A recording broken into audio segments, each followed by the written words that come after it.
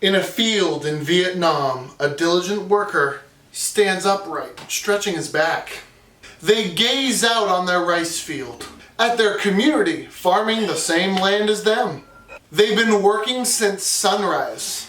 You gaze up, your large conical hat protecting you from the sun's rays. However, even in the heat of the sun, you find courage. For through the hat itself, you find small words of encouragement. It's an uplifting poem that has been lovingly stitched into your non by thou. It's your poem conical hat. Hats like these have become a staple in Vietnamese and Asian cultures for centuries, and they are likely to survive for centuries still. Today we're going to be talking about the Asian conical hat.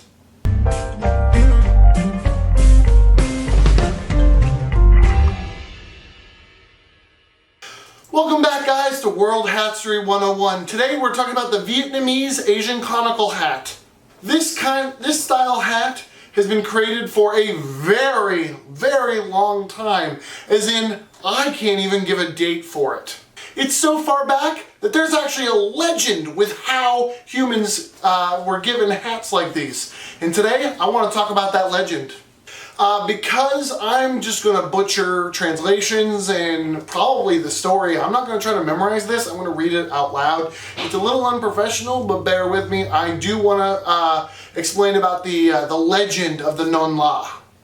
This is coming from you from VietnamCulture.com. Thank you so much for helping me with a lot of my research today. Once upon a time, the legend says, when a deluge of rain was falling, there descended from the sky a giant woman wearing on her head 4 huge round leaves as large as the sky itself and stitched together by bamboo sticks. The leaves protected humankind, then still naked, from the rain. The giant messenger from the sky twirled around the leaves on her head to dispel clouds and rains. Those who followed her were taught by her how to grow crops. One day, mankind dozed off as they listened to stories narrated by her. When they woke up, the goddess was gone. The Vietnamese built a temple in her memory and honored her as the rain-shielding goddess. Following her example, people went into the forests to fetch broad and round leaves, or palm, which they stitched together on a bamboo frame. This was to become an indispensable headwear for farmers on their fields, boat women carrying passengers across rivers, or travelers under the blazing sun.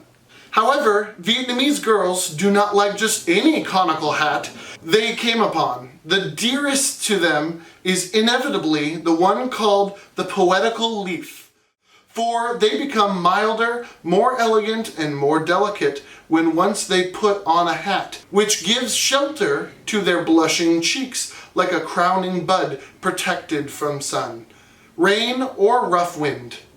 Vietnamese women also use the conical hat to fan off the heat of summer, as a container for a bunch of vegetables, and even as a bowl to relieve the thirst when passing by a well. Romantically, young couples can veil their kisses behind this traditional conical hat during their dates. Thank you so much for that help, Vietnam.com, and let's talk more about the hat. This hat hasn't gone out of style. It's still in use today, and not just by the Vietnamese. It can be found in a lot of Asian cultures, and even here in America.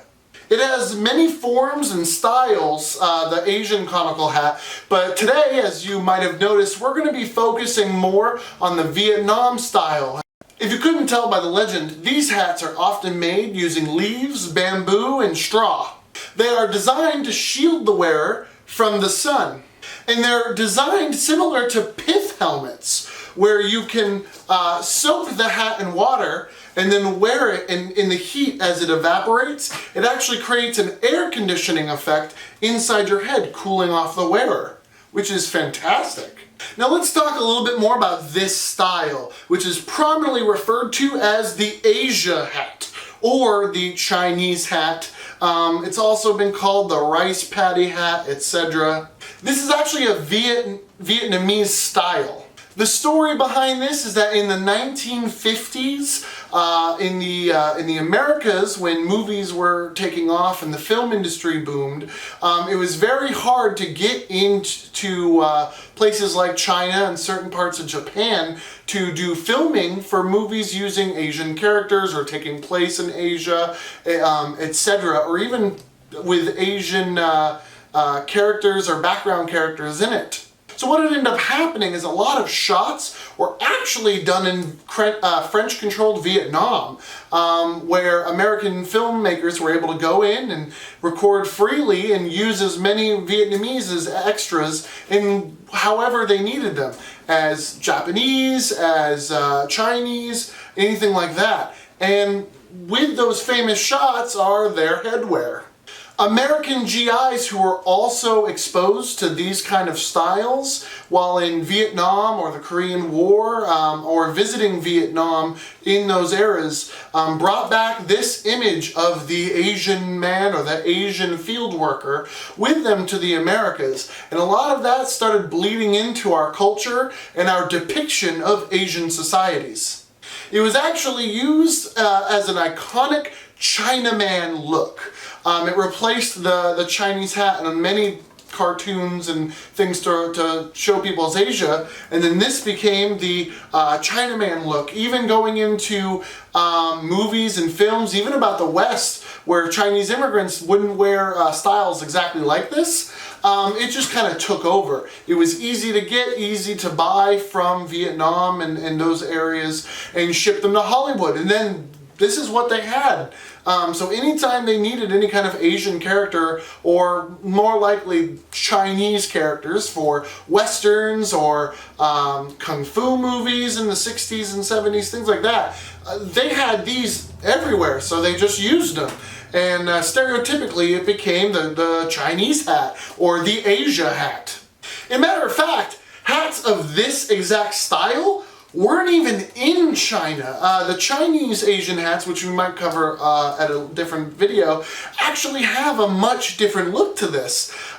These didn't even appear until there was huge demand from American tourists and even some European tourists for the China hat.